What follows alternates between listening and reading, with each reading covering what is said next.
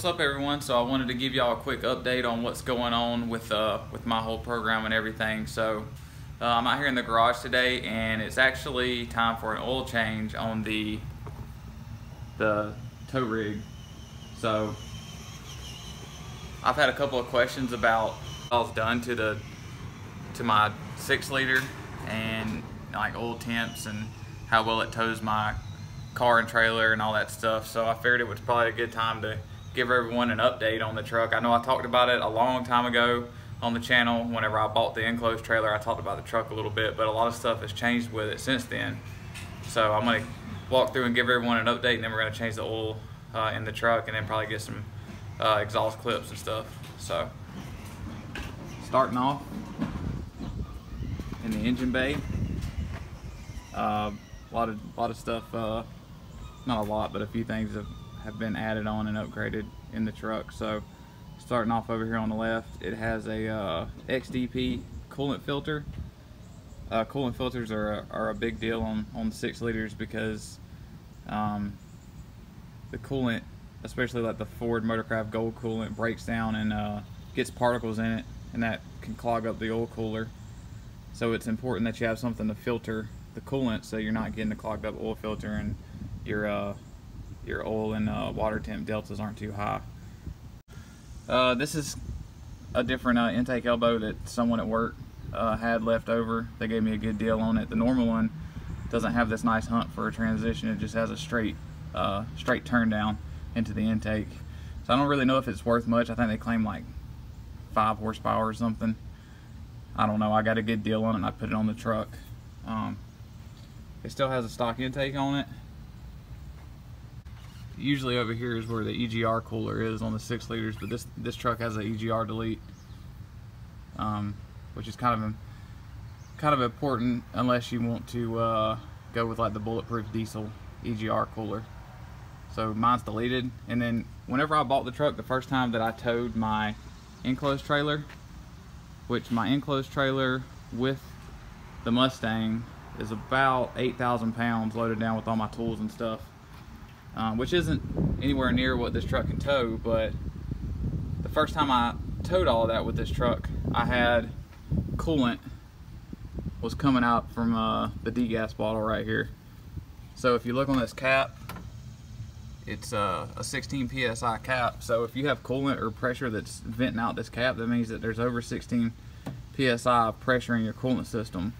Well, a normal good operating 6-liter and coolant system for the 6-liter is nowhere near 16 psi. So what that meant was, it meant I had the infamous blown head gaskets. So I pretty much bought this truck with blown head gaskets and didn't know it until I started towing. And I mean, it was pretty bad. You know, generally whenever you're towing, you're, especially like 8,000 pounds going on the highway, you're gonna be running over 16 pounds of boost for a good portion of the time. So over time, that head gasket leaking leaks boost pressure into the coolant system, and it pressurizes this your coolant system and up into the degas bottle right here, and then you have coolant coming out of your degas out of your cap right here. So I took the truck to a guy in Illinois.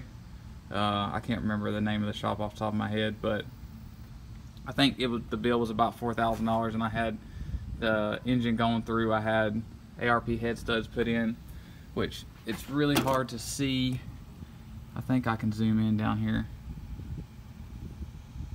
So if you're ever in the market for a 6-liter, and I'm having a hard time focusing on it. Here we go. So right there in the middle of the screen, you can kind of see a little bit of kind of like a rusty spot, but that's the top of the head stud. And if you had head bolts, you would just see the head of a bolt right there. And then the other portion of the head studs is inside the valve cover, which you can't see unless you took the valve cover off. But generally, if you're shopping for a 6-liter, that's what you want to look for if they say it has head studs. Got new head gaskets. The engine, all of the engine was resealed with new gaskets. It got a new oil cooler. I figured since we were in there, we might as well put a new oil cooler in it. And then it got the updated push rods from Ford, which I can't remember the reasoning behind why, but it's a good upgrade if you're in the engine to go ahead and put those push rods in. So that's all that's done under the hood of the truck. The truck also has a MBRP 4-inch turbo back exhaust. You can see right here. And then it was a straight pipe kit, but my neighbor down the road had a muffler because I didn't like how loud the truck was. So I put the muffler right here. It quietens the truck down a lot.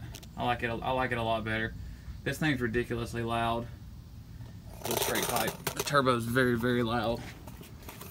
Kind of obnoxious in my opinion. So that's what's done under the hood of the truck. And then inside the truck, there's not a lot of upgrades in the truck. The truck's kind of dirty right now, but we'll get in here and talk about it. It's an XLT model, so it's nothing really extravagant going on inside. Inside here, cloth seats, all that good stuff. But one very important thing that I do have in this truck is I think it's called an Edge Insight gauge. And what this gauge does is, on the stock gauges, you know, you've only got your oil pressure, trans temp, and your coolant temp, and those are just dummy gauges. They don't actually tell you what the pressures or the temps are. They're just there to tell you that the temps or the pressures are within an acceptable range. But with this, I can read my deltas between my oil temp and coolant temp, which is a big deal in these trucks, because if you get too far of a delta between the two, it means you got a clogged up oil cooler, and then there's a lot of bad stuff that can happen if you have a clogged up oil cooler. So it's good to monitor all those temps, especially on the 6-liter, because of how finicky it is with certain things. But overall, after I did the head studs and stuff in this truck, I love it. It tows my trailer awesome. It gets good fuel mileage. It's been very reliable since I had the head studs done. I haven't had a single problem out of it. So I'll do a kind of like I think I'll get my gimbal out and do a walk around the truck, and we'll change the oil and do some exhaust sounds and go from there.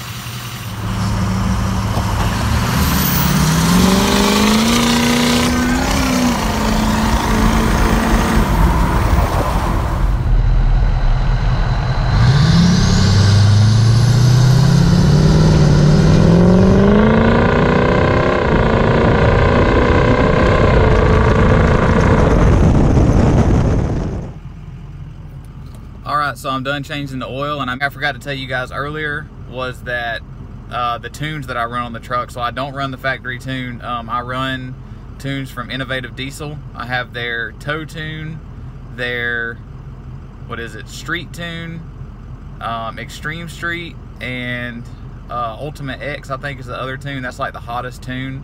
So I haven't used the tow tune yet, because with the street tune you can tow up to 8,000 pounds. The street tune is like, I think they advertise like 370 horsepower at the wheels. The truck does really good towing with that tune and towing my enclosed trailer and the Mustang. So that's the tune I use for that. The next tune, Extreme Street, that's like my daily driver tune. It's like, I think they say it's 415 to the wheels. That's the tune that I was driving on in the videos that you guys seen. The truck moves out pretty good for like a 7,500 pound truck. It's fun. It's a really fun daily driver truck, you know, that I can hook up and tow, you know, anything within reason. I love this thing. Yeah, I also run a exhaust gas temperature gauge on the truck, which I have tied in over here to the edge insight. You can see the EGTE right there. It's at 370 at idle right now. That's important on a diesel, because if you get too hot, you'll start tearing up the heads, tearing up the exhaust valves and stuff. So I think anything over like 1200 degrees is getting pretty hot.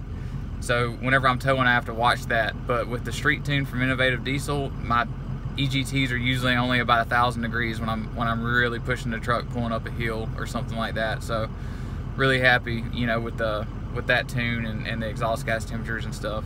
So probably not going to be any videos out for a little while on the Mustang. So after I ran the 8.6 at Bowling Green, I'm way far out of spec on my 6-point roll cage. The 6-point roll cage in the Mustang is only good to 10.0 in the quarter mile.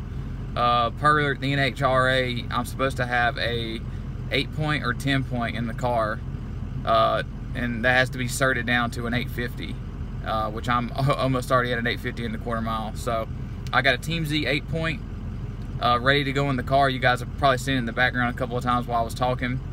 So stay tuned for a video of me ripping all the stuff out of the car. I'm going to cut the 6-point cage out of the car and install the Team Z 8-point cage.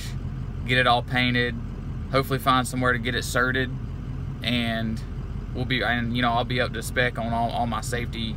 Actually, I think I'll need a window net. So once I toss the window net and the cage in, I'll be ready to rock for Mod Nationals in November. So it's probably going to be a month or maybe a little bit over a month before the car gets back out to the track. I'm going to continue to try to keep you guys up to date. You know, I'm going to do some videos, like I said, with the cage install, and you know, maybe I might go out to the racetrack with some friends and video their cars, just to keep some content on the channel so you guys have something to watch. Thank you to all my new subscribers. I'm at over 2,000 subscribers now. I never thought this channel would be even, and it's not even a big channel, but to have over 2,000 subscribers is just insane to me. I started this channel just playing around, putting up videos of the car, and a lot of people started subscribing, and I noticed that people enjoyed watching some of the videos that I do. I really enjoy doing the videos. I'm working at getting better. So thank you to all my new subscribers, and for anyone that's watching this video that isn't subscribed to my channel, hit the subscribe button. If you like this video, hit the like, and I'll talk to you guys later.